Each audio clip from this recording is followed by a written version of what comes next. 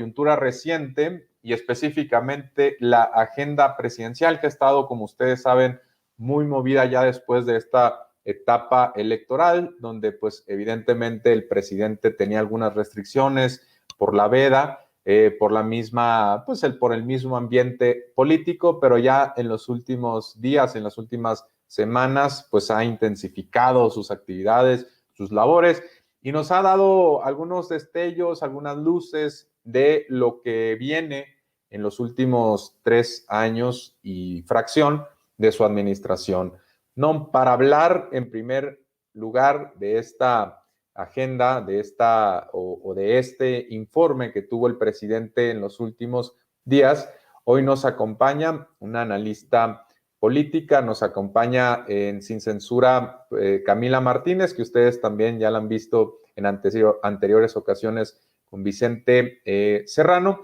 Ella nos estará dando algunas conclusiones o algunas observaciones de lo que ha sido la gira presidencial de Andrés Manuel López Obrador aquí, o de su informe trimestral.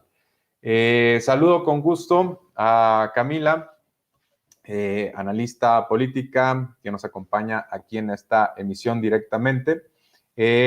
Camila, ¿cómo ves este informe que presentó el presidente López Obrador en la última semana? Sabemos que ha habido avances, que ha habido complicaciones en la agenda de la Cuarta Transformación. ¿Qué primeras observaciones tienes tú al respecto? Hola Mario, bueno, pues primero que nada, muchísimas gracias por invitarme al programa.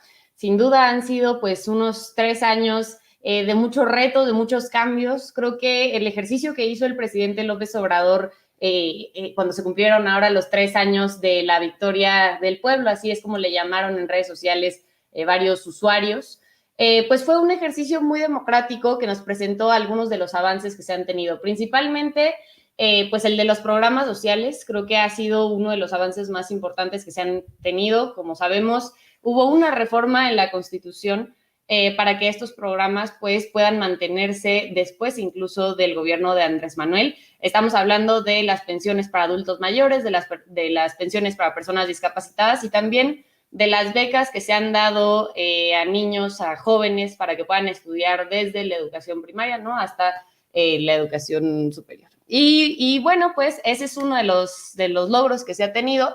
Otros también muy importantes, tú los conoces muy bien, ¿no? Es todo el tema que se ha tenido, por ejemplo, con el salario mínimo, ¿no? Claro. Ha habido un aumento importante al salario mínimo. Yo creo que el combate también al outsourcing, esta forma de contratar a las personas, pues que era una forma bastante tramposa, ¿no? Porque no se le daba prestaciones, pues era un sistema de contratarlos con el que las personas, pues, o sea, los empresarios se ahorraban, pues, unos pesos, ¿no? Y entonces yo creo que esos han sido algunos de los logros más importantes. Tuvimos también en la información que se dio en esta conferencia, pues se habló, por ejemplo, del combate a la corrupción. Creo que ha sido importante cómo se ha terminado con esta pues, característica que se tenía, que se le perdonaban impuestos, se le condonaban impuestos a las grandes empresas, ¿no? Yo creo que eso ha sido también uno de los grandes logros de la Cuarta Transformación junto con la austeridad, ¿no? Y que han permitido pues que este gobierno tenga pues más dinero para invertir en programas que ayuden ahora sí que a dar educación, a dar salud pública y gratuita. Ahora en la pandemia se ha visto también el gran esfuerzo que se ha hecho no solamente para rescatar todos aquellos hospitales que se habían dejado abandonados durante el sexenio, por ejemplo, de Enrique Peña Nieto, también pues todo lo que sucedió con el Seguro Popular, que realmente lo único que hacía era darle dinero a los hospitales privados para que atendieran la salud de las personas en lugar, ¿no?, de pues construir los propios hospitales públicos, y que bueno, sinceramente fue un tema que nos afectó muchísimo ahora en la pandemia. Creo que en realidad el balance de los 3 años del gobierno de la Cuarta Transformación es bastante positivo, el balance que se hace. Por supuesto que todavía hay retos.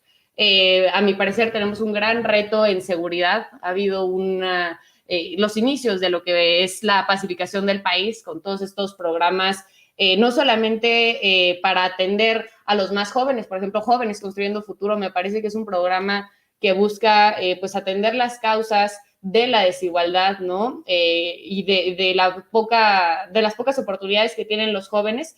Y también muy importante, a mi parecer, para la pacificación del país, rescatar lo que ha hecho la Unidad de Inteligencia Financiera, Santiago Nieto, que se ha dedicado pues a atender pues este tema de la inseguridad, no con balazos como se hizo durante el sexenio de Felipe Calderón, sino más bien pues con inteligencia, ¿no?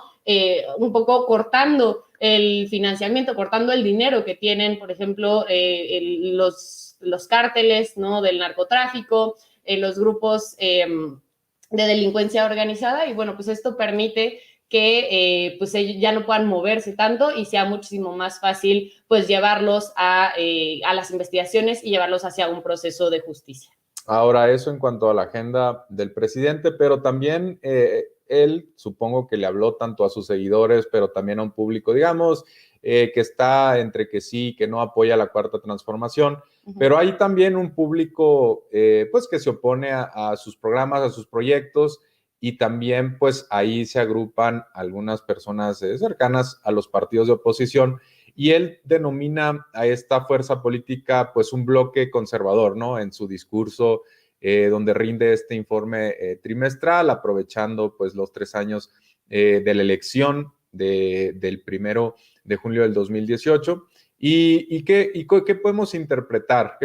¿Cómo podemos leer a ese bloque conservador? Veíamos también a Ricardo Anaya grabando un video y tratando pues de darle una especie de respuesta o al menos políticamente hablar o tocar este tema.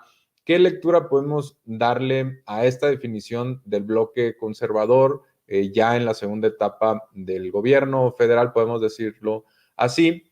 Y pues la respuesta que le dan o la no respuesta también que le dan sus contrincantes. Sí, pues yo creo que tanto Ricardo Anaya, también vimos ahí a Marco Cortés sacando algunos videos.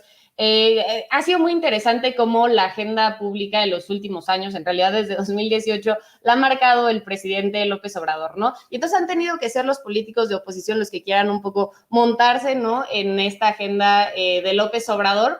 Vemos, ¿no? Este video de Ricardo Anaya donde, bueno, busca desacreditar algunos de los balances que hace López Obrador, ¿no? Sin embargo, pues yo creo que este video podrá hacer mucha crítica, tiene muy poca propuesta, ¿no? Creo que en eso ha fallado pues sí, la oposición, junto con algunas otras figuras, ¿no? Hace algunos meses decían, ¿no? Que el presidente López Obrador no sabe hacer política porque no sabe pues congeniar con personas de otros partidos políticos, y yo creo que hoy mejor que nada queda claro que eso no es verdad. En los últimos días se han estado reuniendo tanto Javier Corral como Enrique Alfaro con el presidente López Obrador, fueron a visitarlo a Palacio Nacional, ¿no? Y creo que han llegado a acuerdos, han salido muy contentos los dos gobernadores, lo cual habla, ¿no? De que el presidente de la República sabe construir el proyecto para todos los mexicanos. Yo creo que a la oposición habría que decirle que este es un momento en el que hay que dejar de poner primero sus grillas, sus intereses personales, ¿no?